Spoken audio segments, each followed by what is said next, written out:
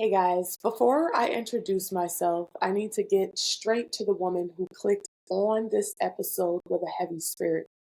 Let me ask you something really quickly. Have you ever been in a moment where your body told you something your mind wasn't ready to admit?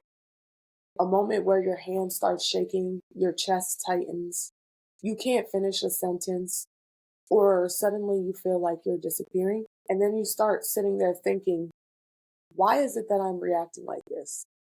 Why does my body feel unsafe even though I'm not in danger right now? Why does something that's supposed to feel good feel like it's literally a warning? So, if you've ever been stuck in a relationship where you are analyzing tone, silence, or weird energy shifts, if you've ever been the strong friend who holds everyone together but falls apart when the door closes, if you've ever felt like your childhood is still living in your adulthood, sis, this episode is for you. And let me say this before we dive deep. I'm building a program. It's called the Survival Mode Detox, and it's for women who look like they have it together on the outside, but have a nervous system that is screaming on the inside.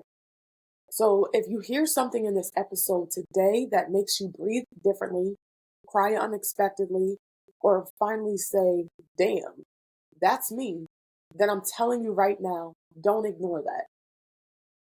Go to my website, shakimb.com, and join the waitlist. This work will forever change your life. All right, let's get into it. All right, peace, y'all. Welcome back to Truth, Trust, and Trajectory with the girl, yours truly, Shakim B. I am a trauma-informed life coach, NLP practitioner, storyteller, and a woman who has lived through almost every single trauma response in the book and still came out carrying wisdom. Today's episode is personal. This isn't surface level. It's not motivational fluff. This is a heart to body conversation because the truth is, a lot of us are not living. We're coping, we're masking, we are surviving. And survival mode is one of the most toxic places to get stuck in. Not because you're weak, but because your body has not figured out that it's safe enough to leave. So I want to take the labels off for a second. Survival mode is not just exhaustion. It's not just being overwhelmed, and it has nothing to do with distracting yourself and being busy.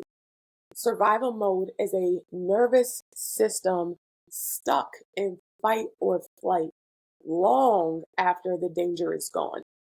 So it could look like you always being on edge, bracing yourself before checking a text message, second guessing every single thing, shutting down emotionally when things get too real. You can't sit still without feeling guilt and overgiving to prevent abandonment. You also won't know how to rest without collapsing. And the craziest part of all of this, you have identified with all of these traits. So you're walking around thinking that this is your personality. You think it's your attitude, your preference, your mood, but it's not. It's literally your body replaying your past. I want to break this down scientifically for a second because knowledge is always going to equate to power. Your nervous system has three main states. The first state is regulated, which is your safety. The second is survival, that is your fight or flight. And then your shutdown, which is your freeze or fawn. So when you have been through trauma, and that could look like childhood neglect, emotional abuse, domestic violence, instability, along those workings, your nervous system doesn't know how to switch off of survival mode. Even in moments of peace, the body stays alert, right? Even in love, the body prepares for losses and when you're calm, your body will wait for chaos. So I want to share a little bit of my story. This is the personal part because for most of my life, I didn't even know that I was in survival mode. I thought that I was just being strong, right? Because I feel like in the black and brown community, it is not socially acceptable or approved for a woman to be weak. So the way that, we have to carry these things that are associated as strength, um, a lot of the time your strength is based on the amount of trauma that you can sustain or take. So what that manifested for me is it looked like I was hyper independent. I had to learn how to become unbothered on the surface, which then led to nonchalantness. And in my mind, because of the aforementioned, and then even prior to, I just naturally assumed that I was hard to love, right? Because these were the experiences that I was having. And so my brain had to be able to make a logic of how come I can't, make these situations work? Why is it that I'm so difficult? Why do people perceive me as difficult? Right. And so I felt like, okay, maybe I'm just built different. But in being honest, I wasn't built different. I was built wounded. I never really grew up feeling safe. I grew up not having, adults in my life who naturally and normally modeled emotional regulation. I grew up learning to be my own protector at an age where I should have been protected. And when you grow up in chaos, your body naturally starts to learn to normalize it.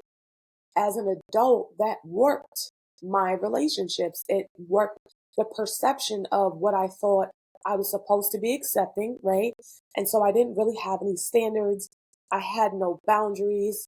I just thought that in order to be accepted and to be loved and not be abandoned, that I had to be in a place of survival, right?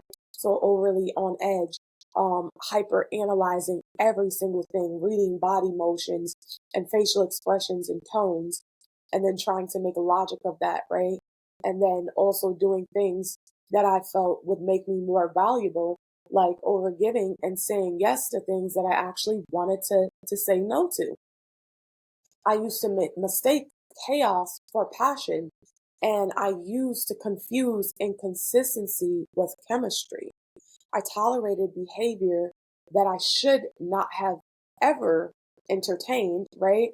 And essentially they should have been deal breakers, but I didn't know any better because my nervous system was addicted to that familiarity.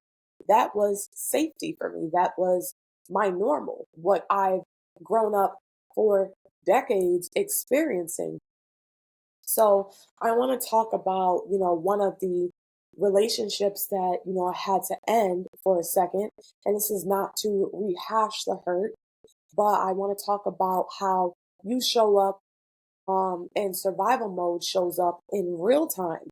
And with this particular individual, I noticed patterns in myself that made me sit back and say, hold on, this is way deeper than just feelings itself, right?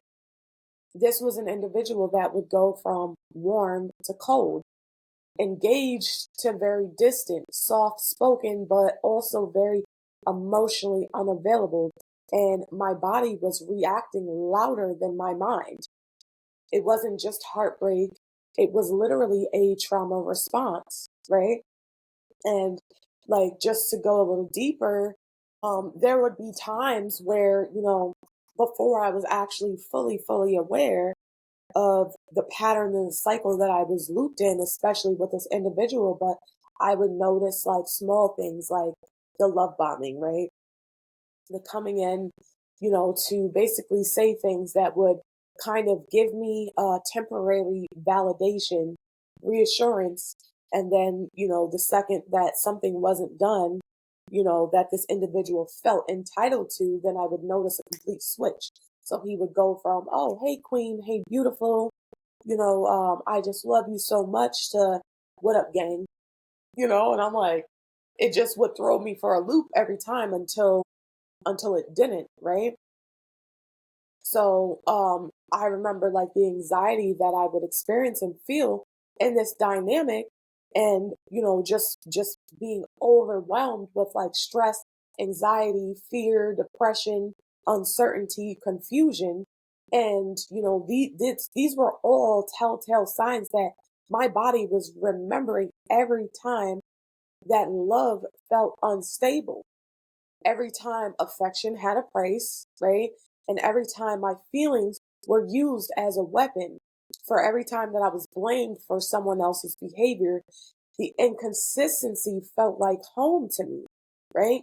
And it was not safe. And even though my mind was pretty much processing that this was essentially a very unsafe and very erratic situation, it was like my heart wasn't, on the same accord, like it wasn't working or operating on the same speed.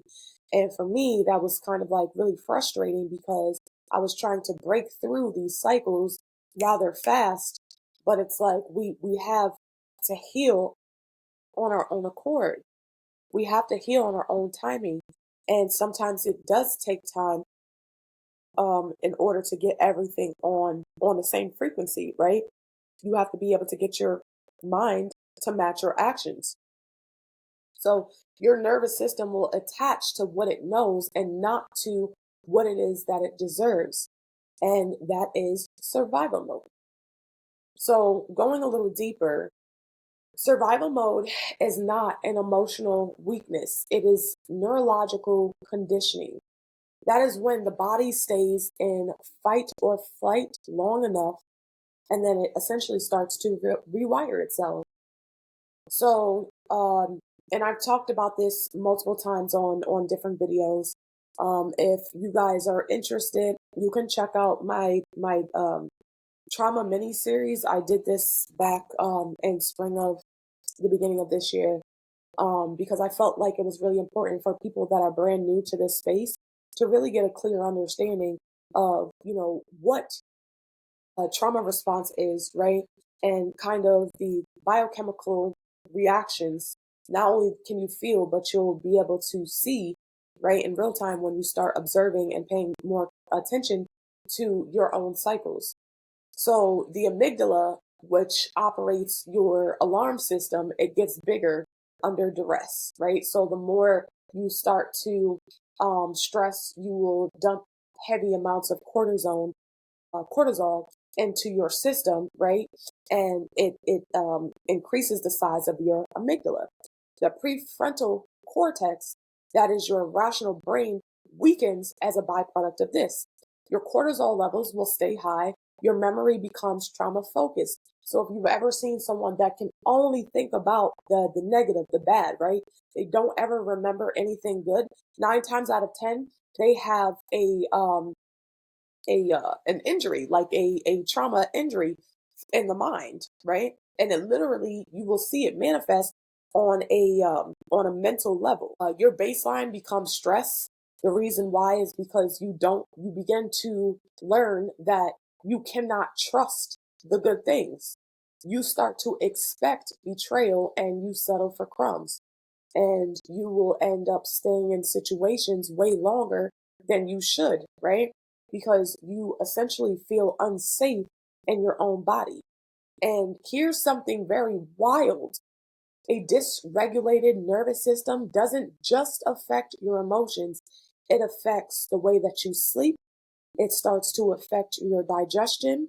It can affect your immune system. So this is where you see people that have prolonged trauma injuries, right? So their cortisol levels are so high because their baseline becomes stress, right? Stress and anxiety. And so you will literally see them um like kind of what is it called? They will decline, right?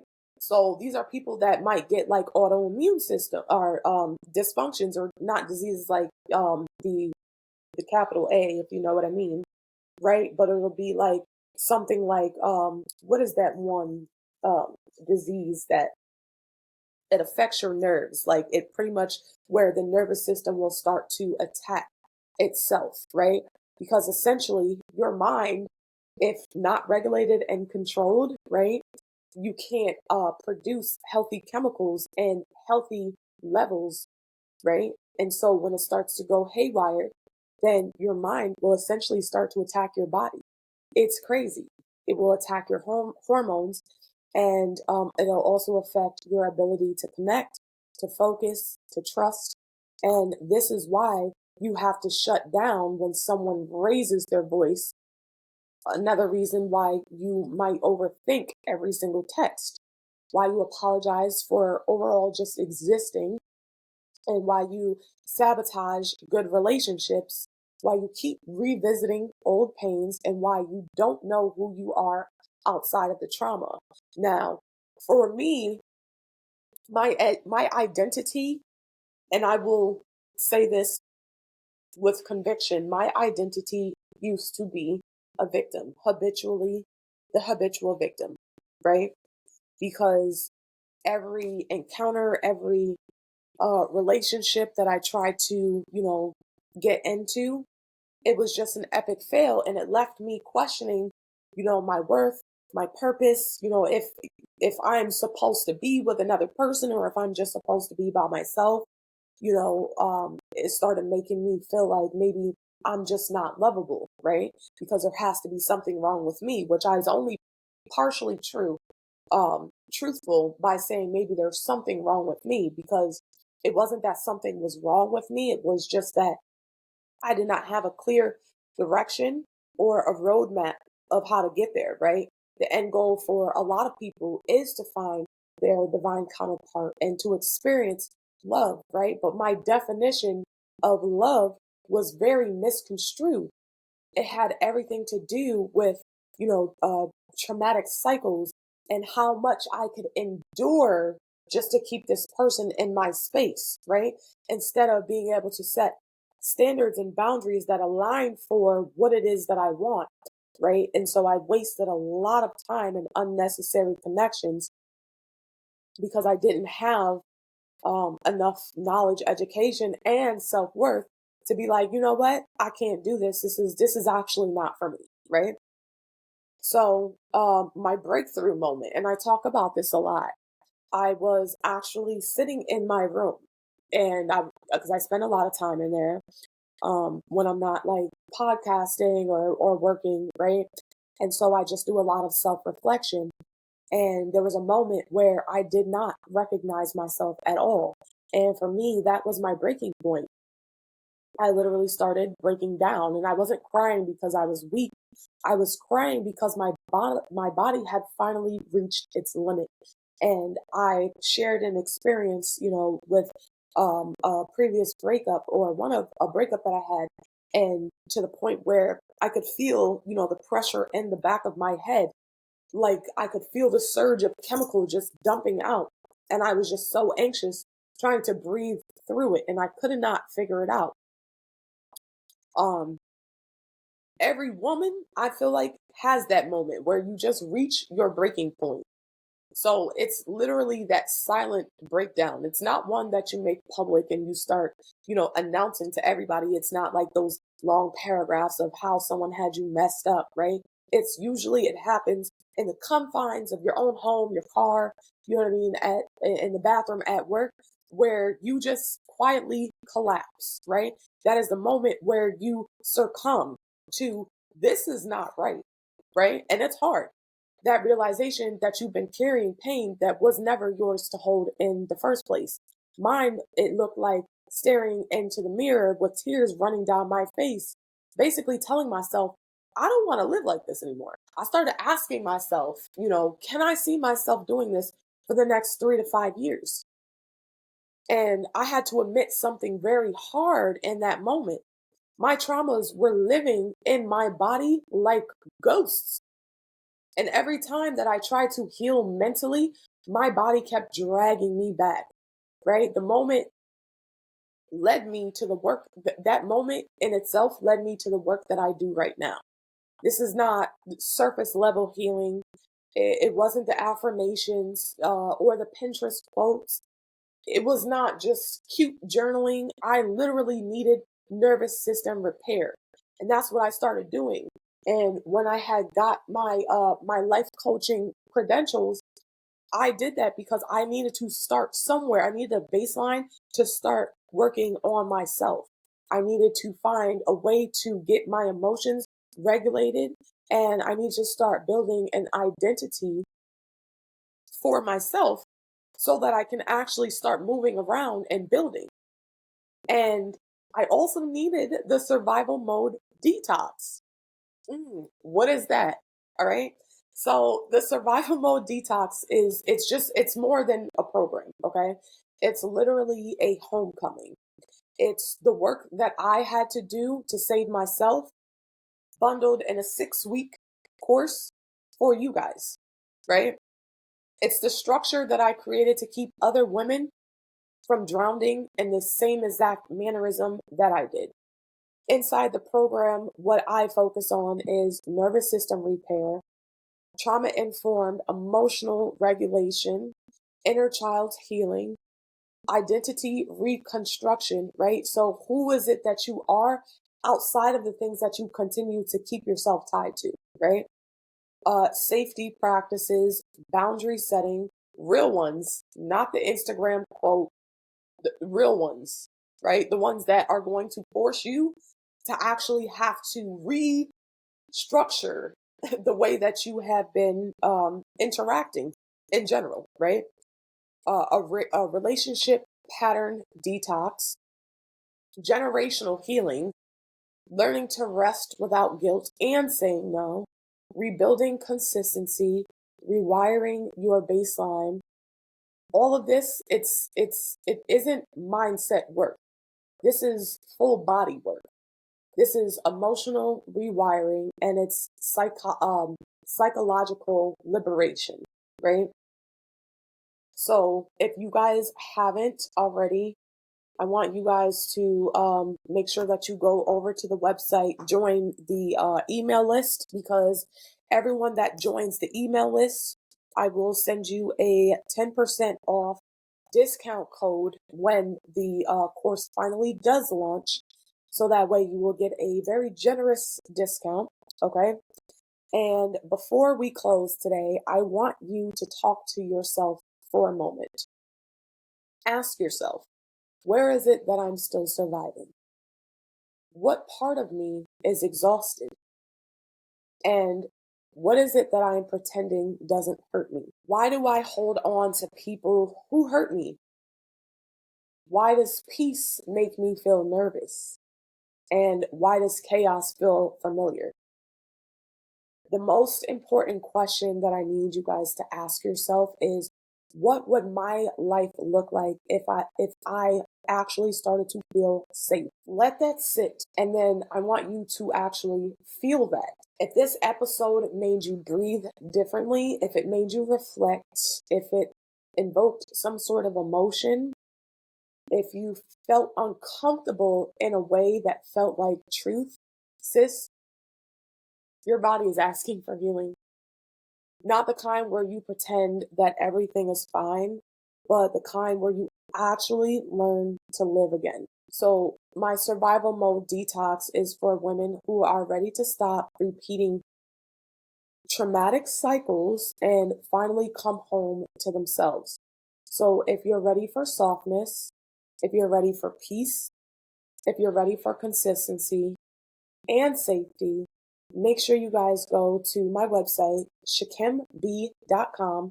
Do it right now. Join my email list. Make sure you guys download your free 7 days to survival guide. Okay. I've packed a lot of stuff that's going to be a good starting point to addressing traumas, addressing if you actually are enduring or going through trauma, right? And some ways that you can start to regulate these, right? The patterns that have become a byproduct of the trauma, because you don't have to keep surviving. You deserve to be held, healed, and reborn. And on this journey, you're not alone. Until next time, take a deep breath, unclench your jaw, relax your shoulders, and remember, you are worth safety, and you are worth love. Now, before I actually hit end, please make sure if you guys have watched all the way till the end, make sure that you go ahead and hit that subscription button. Make sure you guys follow, hit the notification bell so that you never miss an episode, and make sure you leave me a review. Let me know what your takeaway was from this episode. Was there anything in this episode that I said that resonates? If so, what was it? And how do you plan on applying this to your life? Until next time, guys. Okay, bye.